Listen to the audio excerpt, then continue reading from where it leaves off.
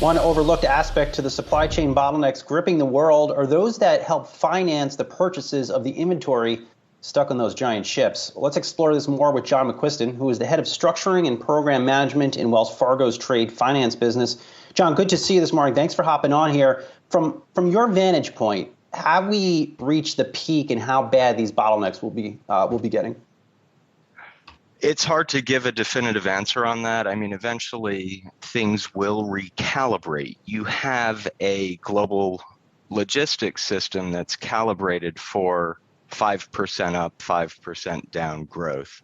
And what we've seen with this COVID-induced logistics crisis, when you drop the level of demand and turn the system off, and then you switch it back on again and grow 15, 30%, the market or the system is not calibrated for those levels. So it'll take a little while for that to reset. Eventually, it will resolve itself because the economics incent everybody to do so, but it's just a question of how long that takes.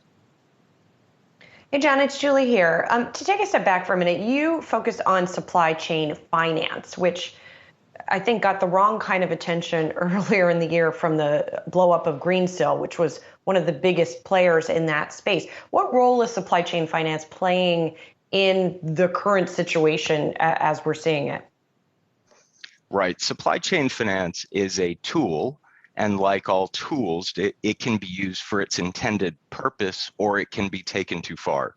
And what supply chain finance effectively does is it allows a company to defer its bills.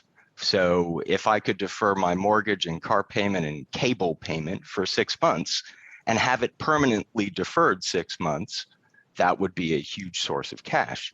Now, it's not holding more inventory, which is the ultimate effect of this crisis. Ultimately, just-in-time inventory is just going away. It's not working right now. So holding the inventory is not the problem. You have to pay for the inventory. And by using a supply chain finance tool, you can extend how long you have to pay, which is the cushion a lot of companies need.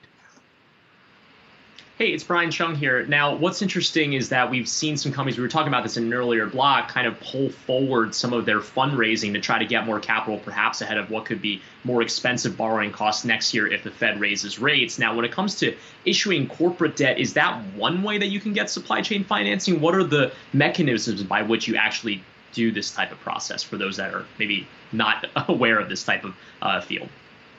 No, it's an excellent question. The most important point in supply chain finance is that it is not debt. It is an accounts payable, and companies have limited capacity to put new debt on their balance sheet. So if I had a choice between extending my working capital terms and being more efficient with my working capital cycle, which is very simply inventory, accounts receivables minus payables, I want that number as small as possible or negative. So if I go out and raise corporate debt, I could borrow in the CP markets.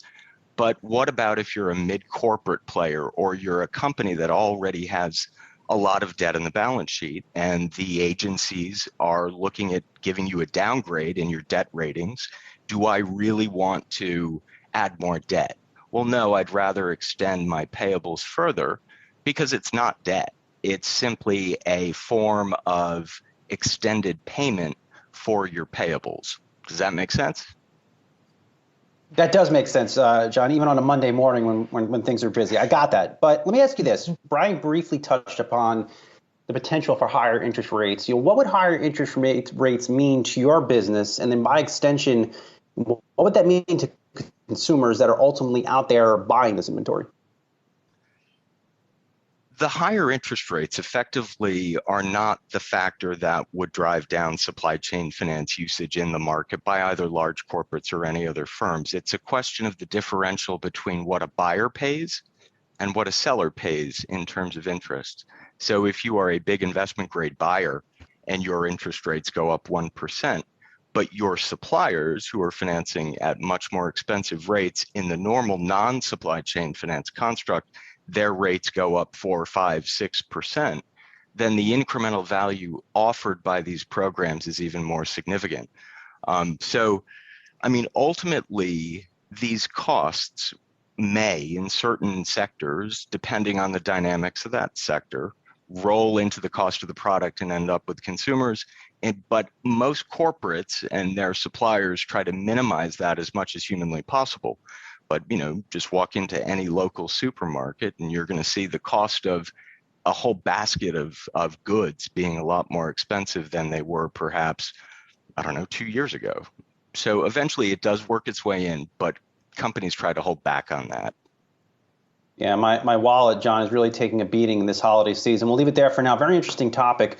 John McQuiston, head of structuring and program management in Wells Fargo's trade finance business. Good to see you. Have a good week.